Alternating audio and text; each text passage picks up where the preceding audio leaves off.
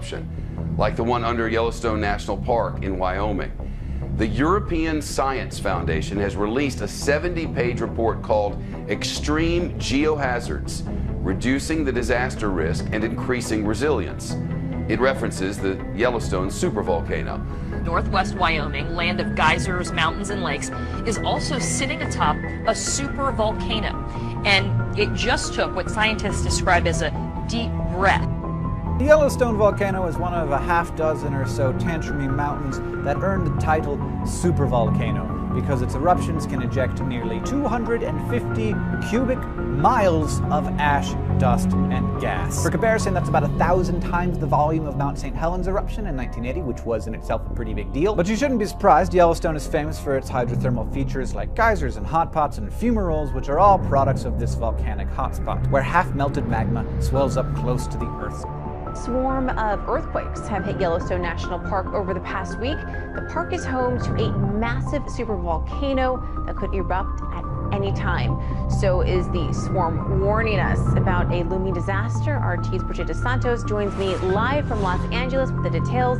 So Brigitte, how many earthquakes have hit Yellowstone this week?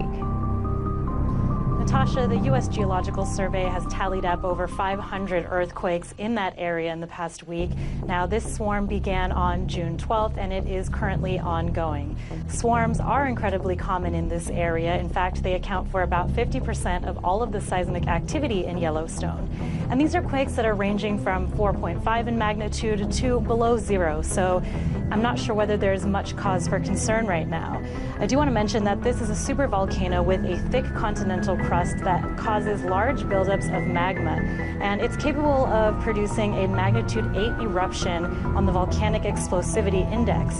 That means the explosion could be 2,500 times larger than the Mount St. Helens eruption in 1980, which is regarded as the largest and most deadly eruption in U.S. history. We're talking about a sleeping Godzilla underneath Yellowstone that, if it erupts in a maximum eruption called Category 8, it could literally tear the guts out of the United States of America. Instead of having 50 states of the Union, we would only have 30 states of the Union. Now that's Category 8. This report looked at Category 7, which is much more likely once every 1,000 years rather than once every million years. That means in every century, there's a 10% chance that somewhere on the planet Earth there could be a supervolcanic Category 7 eruption. That's the danger. Pretty scary prospect. I want to just show people what we're talking about here when we talk about this super volcano, and we have a little thing to show you, a map with some of the details. So that's where it is. It's beneath Yellowstone. It's been there, as we know. I guess it's erupted 3 times in 2.1 million years. But what they're worried about is the fact that they say that the ground has started to swell in levels that they have not seen before, 10 inches in some places in the past year. What does that tell us? It tells us that there is activity in this supervolcano, which erupts roughly every 600 million years. But that's what's making us very nervous, because the cycle time corresponds to the present-day era. So every single murmur of this gigantic potential supervolcano, including the rise of the sea level, has to be watched very carefully. And visitors of Yellowstone National Park have been advised to keep off the roads.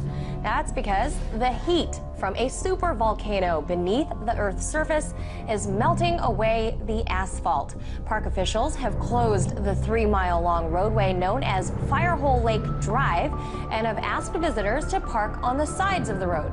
Park officials warned that stepping on the seemingly solid asphalt could create an illusion, and you could quickly find yourself stepping into hot water. Water buffalo stampede away from the sea. So maybe it's not surprising that this video was shot about 2 weeks before an earthquake measuring 4.7 rattled Yellowstone this past Sunday. There are several major curves, or threat curves, I call them, to the people of Earth.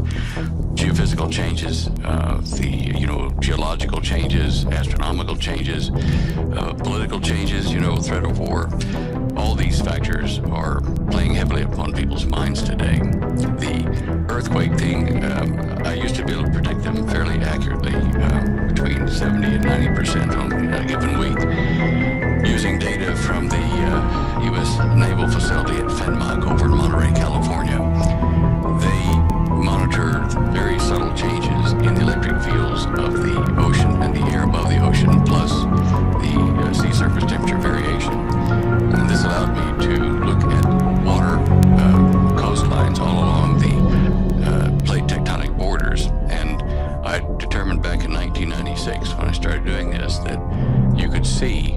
changes in the water surface temperature because of the electron flow over that area in the air. And it would make like a little butterfly, a yellow and blue wing type signature over where an earthquake was going to happen.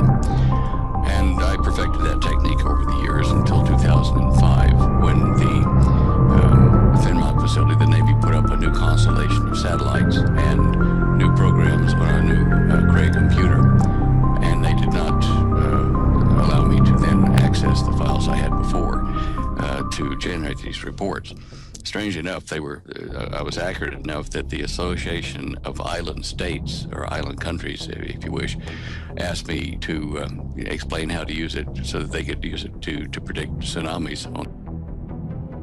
Some of the information from Yellowstone Park, where we have the Yellowstone caldera, since I think it was about February of last year, the government made all of the USGS employees, truck drivers moving equipment in and out of the sensor ranges there, everybody signed non-disclosure agreements with the government, facing penalties of cash fines and also imprisonment if they told what they're doing there in Yellowstone. And we had a geologist break silence. I won't name him, but anyway, they have been running huge, high volume internet lines from their sensors all over the Yellowstone Park area down into Texas.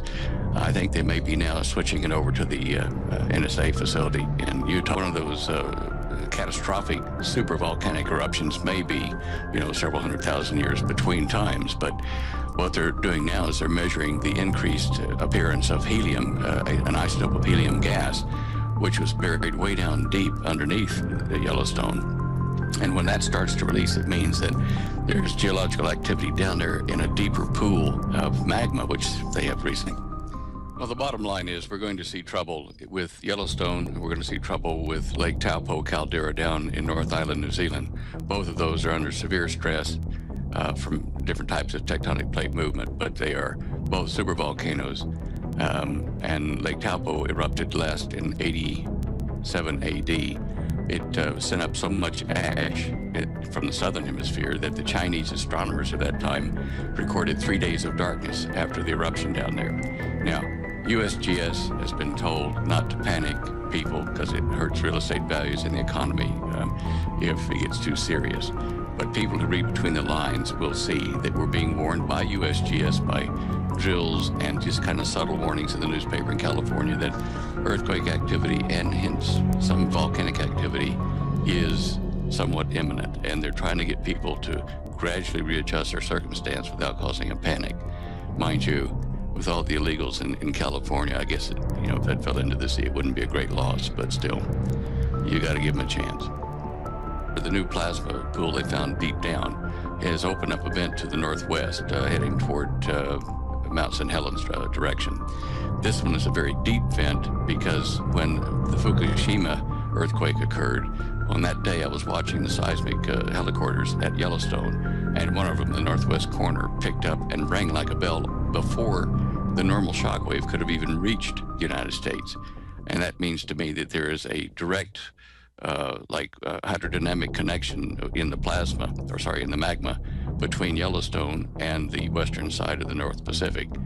This is what they're watching because it will be a prelude to New Madrid. It'll be a prelude to a number of other volcanoes and breaking up of the west coast.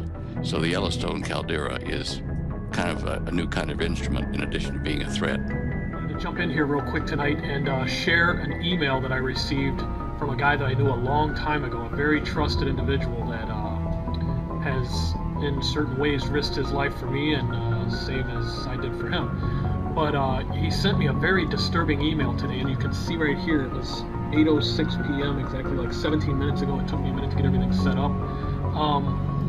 I am not disclosing this individual's name on the email. It's just not going to happen. But let me read the email for you. It says, "Hello, Tom. Just wanted to take a minute to give you a heads up. I know you have been well prepared for a long time, my friend. Just so you know, it would not be a good idea to stray too far from your bunker for a while," because he knows I have a bunker set up and supplies and everything. Anyway, briefly, he says, I will tell you that the USGS is suppressing the earthquake activity at Yellowstone caldera from the general public. Washington is aware of this because they are the ones giving direction about this blackout. This is the reason for all the preparations made in FEMA Region 3. This is the reason they moved those nukes out of Texas in a big hurry. I heard something about that before. Okay, this is the reason, he says, for the schools preparing 3-day kits for all the students and the FEMA coffins shipped to Hawaii and the East Coast. They thought it was all going to go with the passing of Comet Ison, and that's why they were preparing at breakneck speed on the East Coast. They are expecting millions of refugees after the eruption. They are saying the New Madrid is also waking up, and all of this is due to an increase in solar activity affecting all the fault lines in the world. You know me, friend, and I got to tell you, I'm scared to death for myself and my family, because I overheard a man say the other day that the big one is on the way. He leaves it with, got to go for now, friend. I hope you can survive this. No, he says, I know you can survive this, Tom, because as long as I have known you, you have always had a strong will to survive. I hope to join you and your family soon. Please save us a spot.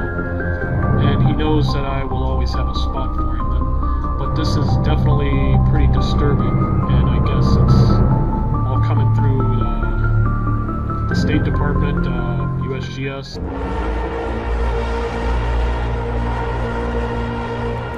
And I beheld and heard an angel flying through the midst of heaven, saying with a loud voice, Woe, woe, woe to the inhabitants of the earth, by reason of the other voices of the trumpet of the 3 angels which are yet to sound.